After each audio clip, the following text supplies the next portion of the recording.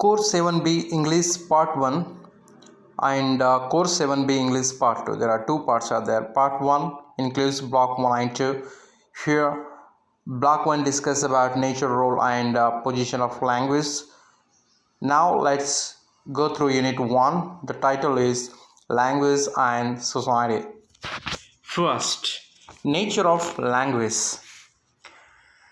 The nature of language is a system. Number 1, language is a system, that is example sounds, vocabulary, grammar and usages.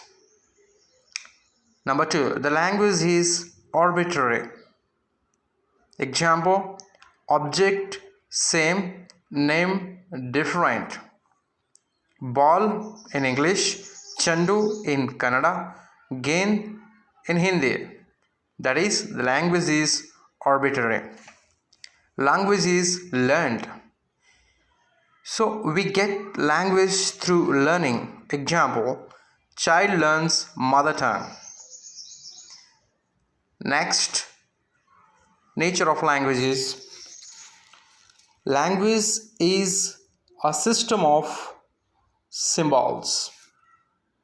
Example, symbols are letters, words, utterances.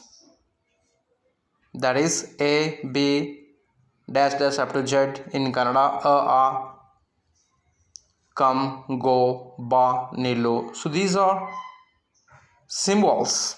So language is a system of symbols. Next nature is language is dynamic. That is, language changes, words meaning change, new words added, some words deleted, was used during Caesar and Shakespeare or different today. Go, silly, naughty, etc. meaning have changed now. Next nature is language is based on culture and society. We don't find exact equal words in any two languages because language is based on culture and society. Example, baruttane gandu, baruttale hennu. In English, comes. Not gender mean here. So in Kannada, baruttane for male, baruttale for female, but in English for both genders same. So this is because language is based on culture and society. And seventh nature is language is vocal. Language is vocal because it is produced from our voice vocal cord, and language is a word which comes from lingua. The meaning is tongue. So I repeat once again. So language is speech. I repeat once again. The nature of language includes, first, language is a system.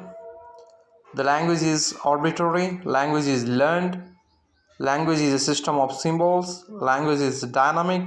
Language is based on culture and society. Language is vocal. Thank you.